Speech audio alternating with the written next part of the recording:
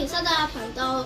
今日咧，我咧就預祝大家咧馬年快樂，心想事成。而我哋咧今日咧就嚟整芋頭糕。今日咧我哋嘅材料就有芋頭、臘腸、蝦米，而我哋要用嘅粉就有粘米粉。關於調味料嘅方面咧，其實咧都係鹽啊、糖啊嗰啲。不過咧，我哋用芋頭糕咧有一個好特別嘅調味料，就係五香粉。冇咗佢咧，就呢個芋頭糕咧就色香味都唔齊全。我哋咧關於芋頭嘅方面咧，你咧就首先咧批咗啲皮佢，然之後咧就切成一片片，再切成一條條，好似咁樣。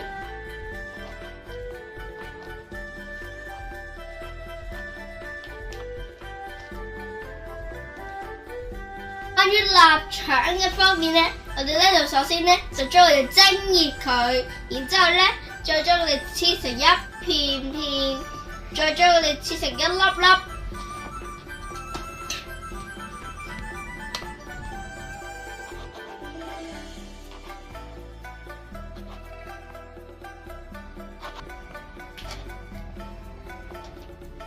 咧就用水浸濕佢，然之後咧就可以備用噶啦。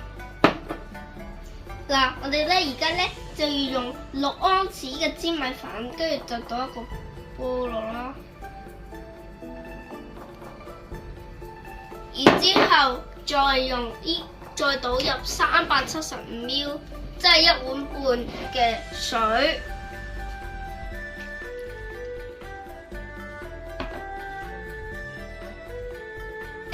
之後咧，再炒一炒蝦米，爆佢超級無敵香。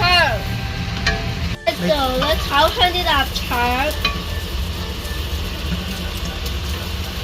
要炒到佢好香嘅。我哋咧就會炒香咗呢啲芋頭先。呢啲芋頭已經炒得夠香啦，我哋嘅咧就加入2杯水，即係500ml落去。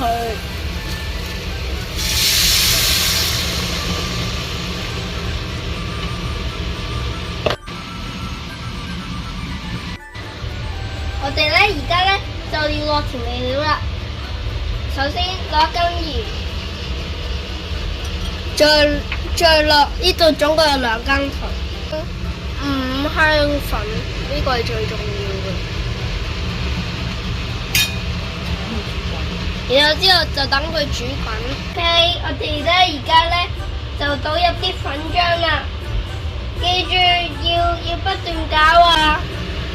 如果唔係會黐底噶，一定要一路攪啊！一定要一路攪啊！我已經再三提醒啦，就應該會見到咧，佢咧煮成個糊仔啦。你攪好嘅話咧，嗱，好似咁。你而家咧應該咧會嗰個呢個漿咧應該會好似漿糊咁樣噶啦。我哋而家咧就倒入呢啲臘腸同埋蝦米 ，OK， 撈勻佢哋就得噶啦。OK， 我哋咧而家咧就倒落呢啲盤入邊。哇！我哋蒸好咗啦！哇！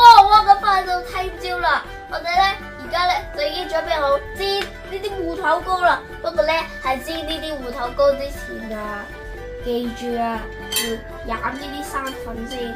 如果唔係咧，啲芋頭就唔脆噶啦。OK， 我哋而家開火先。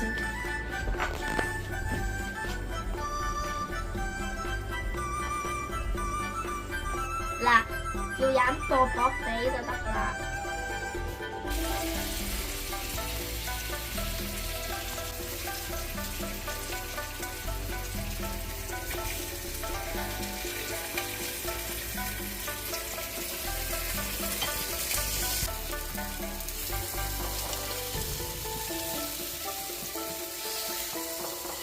已經差唔多啦，我哋可以熄火啦。